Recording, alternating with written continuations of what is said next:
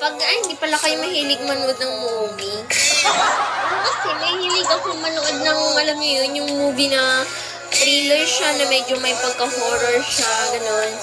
Ang hilig ko kasi sa ganun kasi, lalo na yung mga mystery, yung tipo bang may kailangan silang ganun, naghahanap sila ng multo, ang puto.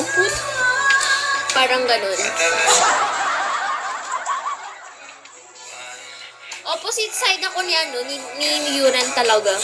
Kung siya sweet girl, hindi ako sweet girl. Ay, kuya Uno, sis.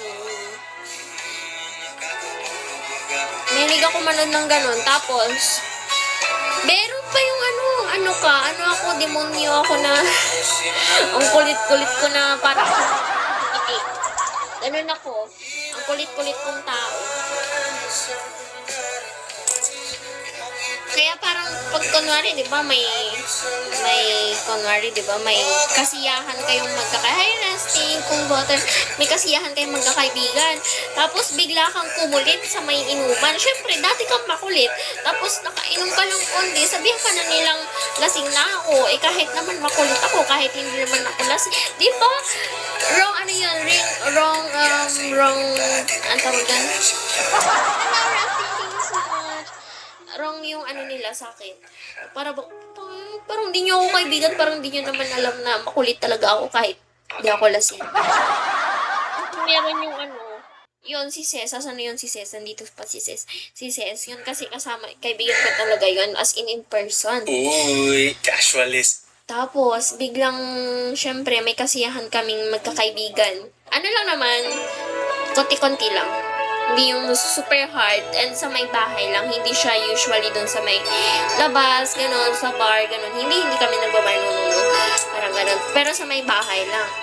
Parang normal, lang. Basta gano'n, hindi ko na kailangan mag-extreme. Basta gets mo na yun. Gets. Tapos, hi Rafi. Tapos, ito kasi, makulit din kasi yun si Ces, makulit din siya. Tapos, syempre, nagtatawanan kami. Bigla niya akong natulak na ganon. Tapos, nung natulak niya ako, natulak ko rin yung kaibigan ko na isa. Tapos, nasagi yung glass. Nabasag. Glass na na baso na baso. Baso talaga siya, hindi shotting glass.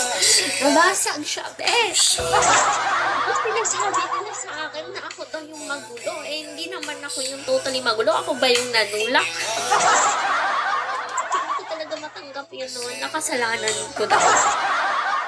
Tinulak lang ako. Diba?